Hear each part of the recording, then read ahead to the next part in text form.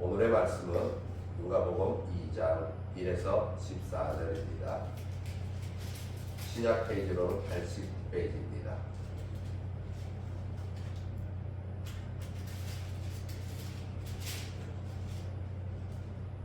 모두 찾으셨으면 제가 한 절 여러분이 한 절 교독하겠습니다.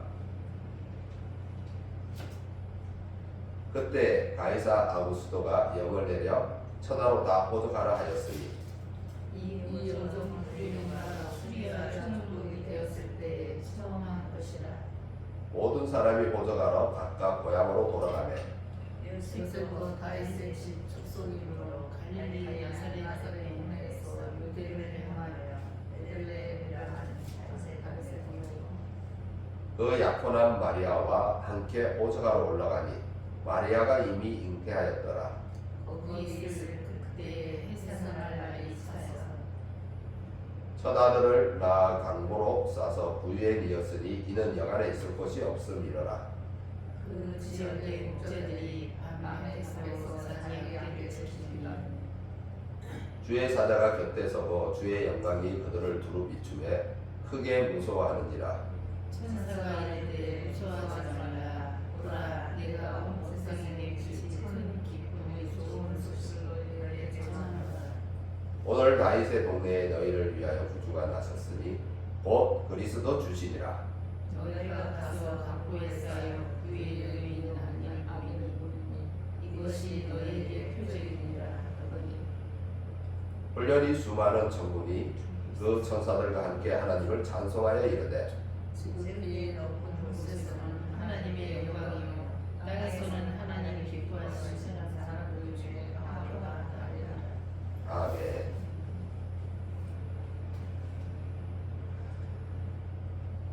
오늘의 말씀은 가축 우리의 아기로 오신 예수님입니다.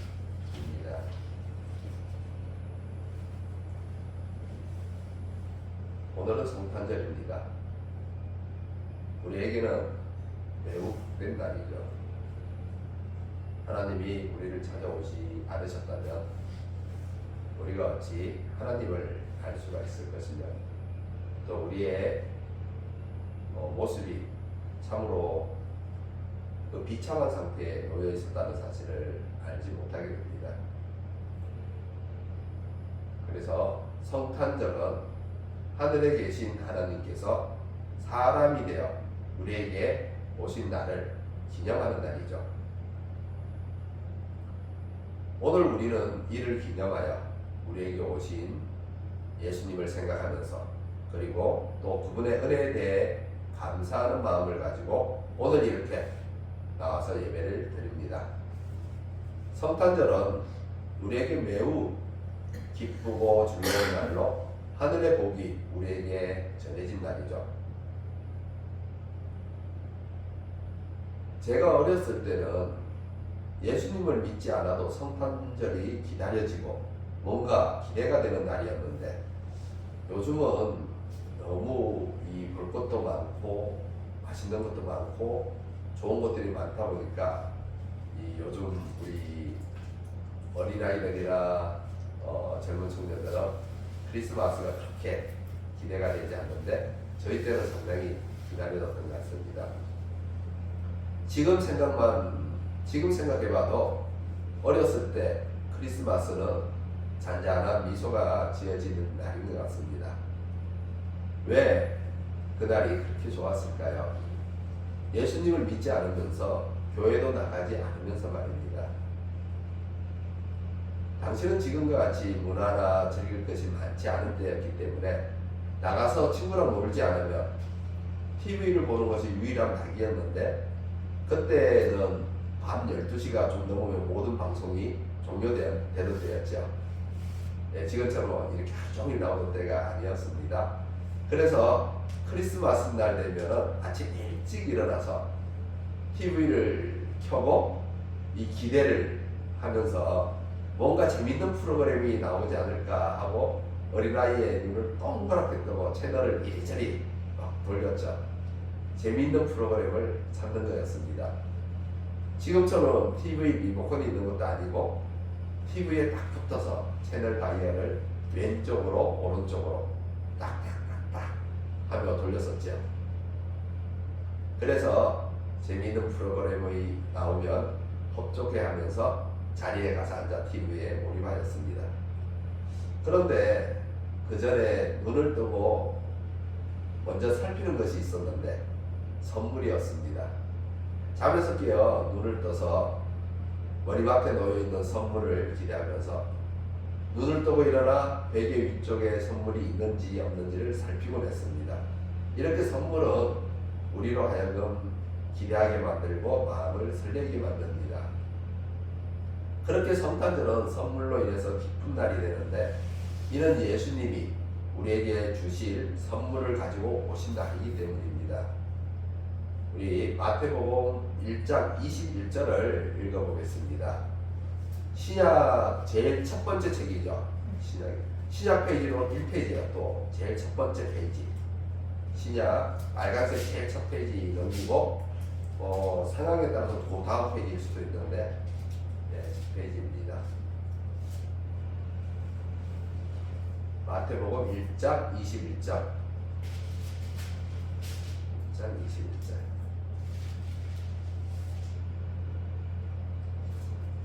마태복음 1장 21절.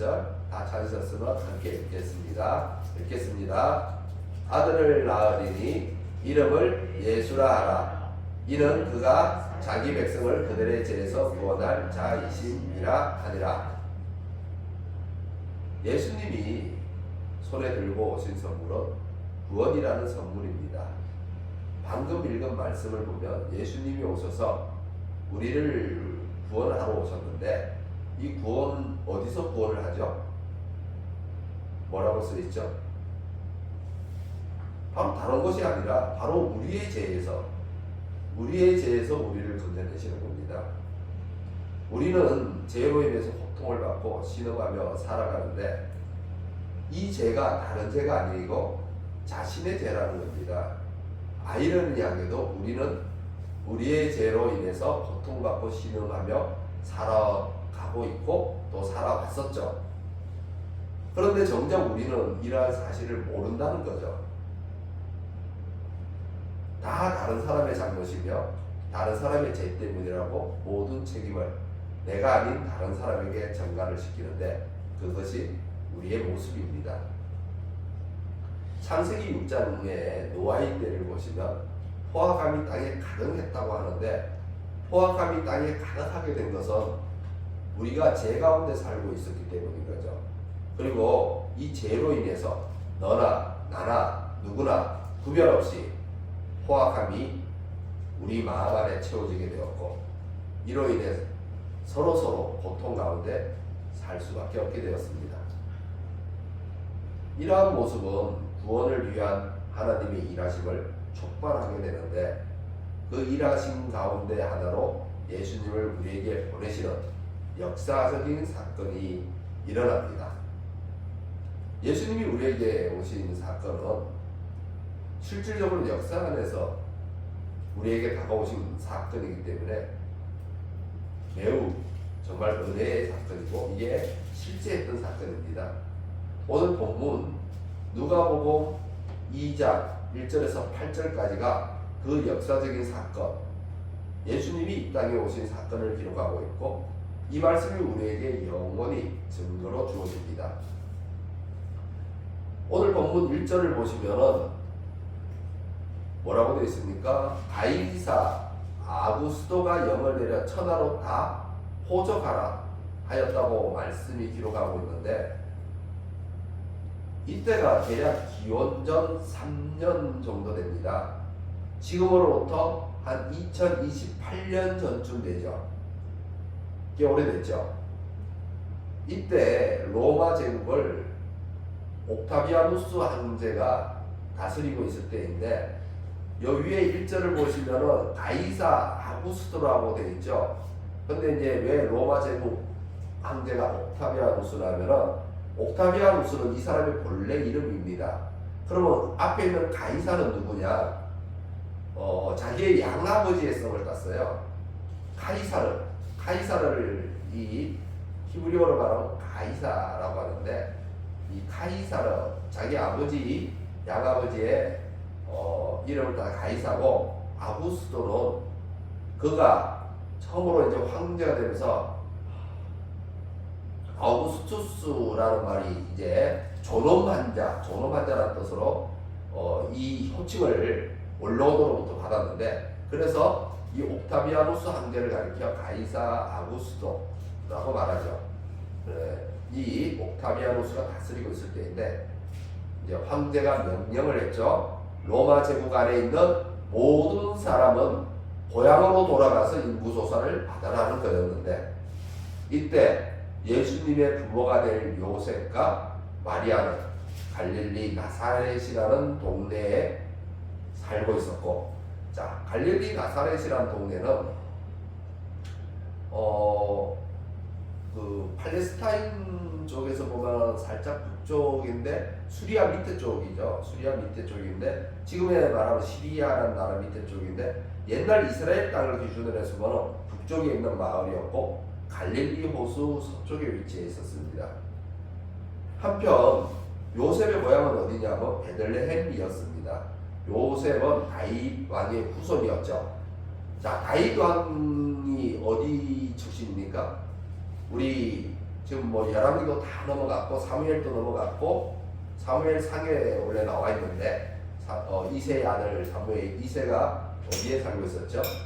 바로 베들레헴에 살고 있었습니다. 베들레헴에 살고 있었고, 이 요셉도 베들레헴 출신인데, 베들레헴 에브라 이 출신인데 바로 다윗 왕의 후손이죠.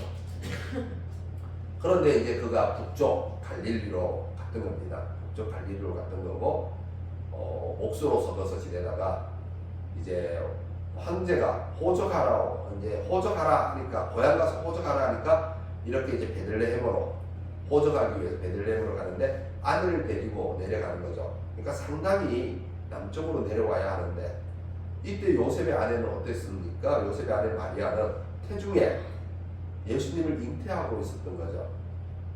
그러니까 이 잉태한 상태로 거기서부터 걸어서, 그 당시에는 뭐 많이 타봐야 나귀 정도 타고 내려오는데, 만약에 아내 마리아는 나귀를 탔더라도 요셉은 걸어서 나귀의 택비를 붙잡고 내려왔을 겁니다. 상당한 시간이 걸렸겠죠. 그렇게 베들레헴을 향했는데, 그런 상황에서 이제 황제의 명령이 로마 전역에 내려지다 보니까 아기를 잉태한 채로 마리아를 데리고 갈릴리 나사렛을 떠나서 베들레헴으로 향했습니다.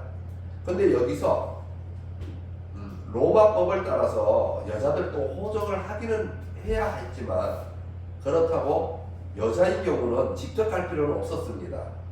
그럼에도 요셉은 잉태한 마리아를 데리고 갔던 거죠. 이는 이미 구약 사람들에게 선지자의 말씀으로 예언된 것으로, 선지자 미가는 예언하기를 베들레헴 에브라다야, 너는 유다 족속 중에 작을지라도 이스라엘을 다스릴 자가 내게로 나올 것이라. 그의 근본은 상고에 영원에 있느니라 라고 하죠. 즉 이 말은 베들레헴에서 메시아가 태어날 것을 예언한 말씀인데, 이는 하나님의 말씀이 하나씩 이루어지는 증거가 되는 거죠. 하나님이 이렇게 우리의 구원의 확실성을 위해서 세세한 부분까지 말씀하시고, 그것이 성취되어 가는 것을 보이시면서 우리에게 증거하고 있는 겁니다. 내 말이 하나씩 이루어진다, 이 세세한 것까지로 라는 거죠. 그래서 우리는 그 증거를 보고 있는 겁니다. 그렇다면 우리는 이를 통해 믿음으로 한 발 더 다가설 수 있어야 합니다. 이렇게 미가서의 말씀과 누가복음의 말씀 사이에는 수백 년이라는 시간 간격이 있는데도 불구하고 미가 선지자를 통해 선포된 말씀이 성취되어 신약 시대를 열고 있는 것을 볼 수가 있습니다. 이렇게 명확한 증거를 통해 예수님이 우리에게 가지고 오신 그 구원의 선물을 우리는 사모할 수 있어야 합니다. 요셉은 아기를 잉태한 마리아를 데리고 이제 베들레헴으로 가는데, 베들레헴에 도착했을 때 마리아가 해산할 날이 되어버렸습니다. 아기 예수님이 나실 날이었죠. 요셉은 방을 급히 구해보지만 역시 마찬가지로 호적하러 온 많은 사람들로 인해 여간의 방은 모두 차 있는 상태였죠. 그래서 급한 마음에 가축의 우리로 가게 되는데, 그 가축의 무리에서 예수님이 태어났던 거죠. 그리고 예수님은 강보에 쌓여서 구유에 미어지게 되는데, 이렇게 예수님은 그 높은 곳에서 가장 낮은 자리를 통해, 가장 비천한 자리를 통해서 우리의 왕으로 오셨고, 이는 우리가 이해할 수 없는 하나님의 일하심의 방식이며 세상 나라의 왕과는 비견되는 모습입니다. 세상 나라의 왕이라면은 어느 누가 그 왕자를 구유에 미겠습니까? 가장 좋은 침대에 미겠죠. 예수님은 우리의 왕으로 오셨지만 위엄과 권세가 아니라 섬김으로 오셨습니다. 이에 대해 예수님은 제자들을 가르치시는데, 우리 마태복음 20장 25절에서 27절 다 같이 읽어보겠습니다. 신약 페이지로는 34페이지입니다. 마태복음 20장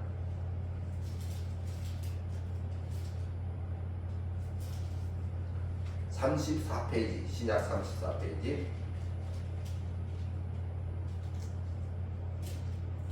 마태복음 20장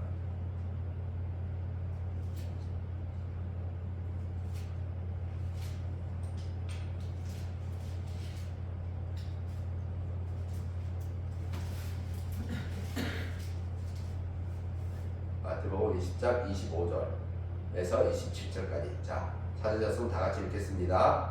예수께서 제자들을 불러다가 이르시되 이방인의 집권자들이 그들을 임의로 주관하고 그 호관들이 그들에게 권세를 부리는 줄을 너희가 알거니와 너희 중에는 그렇게 하지 않아야 하나니 너희 중에 누구든지 크고자 하는 자는 너희를 섬기는 자가 되고 너희 중에 누구든지 어뜸이 되고자 하는 자는 너희의 종이 되어야 하리라. 네, 세상의 권세자는 섬김을 받지만 하나님 나라의 권세자는 섬깁니다. 이것이 하나님 나라의 왕의 모습이며 우리 그리스도인들에게 알려주는 하나님 나라의 모습인 겁니다. 저 구원이 어떻게 이루어지는지를 알려주는 것으로 화려하거나 아주 강력한 것이 아니고 연약한 모습 그대로, 비참에 처한 모습 그대로 우리를 향한 구원을 이루시는 거죠. 이는 우리의 기대와는 너무나 다르죠. 우리는 예수님을 믿고 구원을 이루는 데 있어서도 예수님을 믿으면 세상에서 잘 돼야 한다는 거죠. 예수님을 믿으면 하는 사업이 잘 돼야 하고, 예수님을 믿으면 삶이 형통해야 하고, 예수님을 믿으면 출세해야 하고, 그래서 예수님을 믿는 사람은 궁핍해서는 안 되죠. 예수님을 믿으면 공공에 처해서는 안 됩니다. 예수님을 믿으면 좀 번듯한 삶을 살아야 합니다. 이렇게 우리는 옛부터 구원을 기복신앙과 연결해서 이해하는 경우가 우리 가운데 많이 있어 왔습니다. 그래서 사람들이 이러한 강팍한 마음으로 인해 예수님이 세상에 오실 때 누구 한 사람 자신이 차지하고 있는 그 방을 예수님에게 내어주어 환대하는 사람은 없었습니다. 사람들은 모른 척 외면하였고 거절하였습니다. 문 앞에서부터 거절을 당했죠. 예수님은 자기 백성을 찾아오셨지만 그들은 자기들의 왕을 영접하지 않았습니다. 그래서 예수님은 가축이 머무는 곳으로 갔습니다. 가축 우리로 갔죠. 사람들은 자신들의 방한칸을 내어주기를 거절하였지만 가축들, 즉 짐승들은 자신들의 공간을 내어주었습니다. 만왕의 왕을 짐승들은 환대하였고 사람들은 외면하였습니다. 이렇게 예수님은 만왕의 왕의 권세를 내려놓으시고 가장 겸손한 모습으로 가장 낮은 자리로 오셨는데 가축의 무리에서 태어나심을 싫다 하지 않으시고 가축의 구유에 놓이시는 것을 마다하지 않으시고 우리의 구원을 위해서라면 천대와 멸시를 마다하지 않는 예수님을, 그분을 어떻게 우리가 사랑하지 않을 수 있습니까? 우리가 어떻게 감사하지 않을 수 있나요? 우리가 어떻게 환대하지 않을 수 있을까요? 그래서 우리 모두는 예수님을 영접하였습니다. 그리고 우리는 이 자리에 나와 그분께 예배와 찬양을 드립니다. 저 높고 높은 하늘에 계시던 하나님이 이 낮은 땅의 사람들에게 다가오는데 사람들은 예수님의 다가오심을 솟아치며 소리를 지르고 거절을 합니다. 방 한 구석도 내어드리려고 하지를 않죠. 그래서 예수님은 가축의 무리로 물리셔서 그쪽으로 물러나셔서 시작을 하고 계십니다. 바로 이렇게 복된 복음의 소식이 울려 퍼지는 날을 기념하는 날이 바로 오늘 같은 성탄절인데, 하나님께서 이 복된 소식을 알리기 위해 친히 천사들을 보냅니다. 우리 다 함께 천사들이 전하는 이 복된 소식을 읽어볼까요? 자, 오늘 본문 2장, 누가복음 2장 10절, 11절, 12절을 다 같이 읽어보겠습니다. 오늘 본문이죠.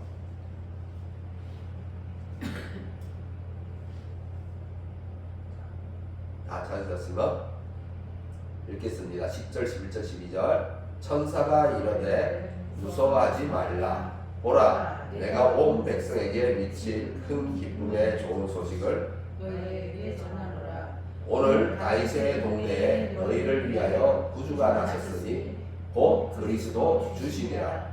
너희가 가서 강보에 쌓여 구유에 이어 있는 아기를 보리니 이것이 너희에게 표적이니라 하더니. 아멘. 그 복된 소식이 오늘날 우리에게까지 전해졌고 우리의 귀에 들려졌으며 우리가 받아들였습니다. 그렇다면 우리는 우리가 받아들인 이 복음으로 인해 여러분 각자 자신의 마음에 자리를 마련해서 예수님에게 내어드릴 수 있어야 합니다. 그렇다면 지금 결심하셔서 내 마음의 자리를 내어드리십시오. 정작 복음을 받아들였다고 하면서도 예수님을 짐승의 우리로 내쫓고 있는 것은 아닌지요. 내 마음의 자리들을 여전히 내가 차지하고 있다면 우리는 여전히 예수님을 짐승의 우리로 내쫓을 수밖에 없습니다. 내가 차지하고 있는 내 마음의 자리를 비워야, 내가 물러나야, 내 자신이 물러나야, 그리고 그렇게 비워야 예수님에게 내어드릴 때 우리는 짐승의 우리로 물리셨던 예수님을 다시 모셔올 수가 있습니다. 그러면 다시 우리의 마음에 천사들의 이 복된 소식이 메아리 치며 가득히 울려 퍼질 겁니다. 이 복된 소식 우리 다 같이 2장 14절을 읽어보겠습니다. 바로 전전에 그 밑에 절. 다 같이 읽어보겠습니다. 지극히 높은 곳에서는 하나님께 영광이요 땅에서는 하나님이 기뻐하신 사람들 중에 평화로다 하니라. 아멘. 여러분이 복음을 받아들이면서 여러분의 마음의 자리를 비워서 예수님에게 내어드리면, 그러면 조금 전에 말씀이 뭐라고 하고 있나요? 여러분의 마음의 자리를 비워서 예수님에게 내어드린 것이, 그것이 하나님께 영광이요 하나님이 기뻐하신 사람들 중에 평가라고 하고 있습니다. 우리가 마음의 자리를 비워서 내어드려 예수님을 가축의 우리에서 물리셨던 예수님을 다시 내 마음에 모셔오길 바랍니다. 여러분의 마음의 자리를 비워서 예수님에게 내어드리십시오. 그것은 하나님께 영광이요 여러분에게는 평화가 될 겁니다. 기도하겠습니다.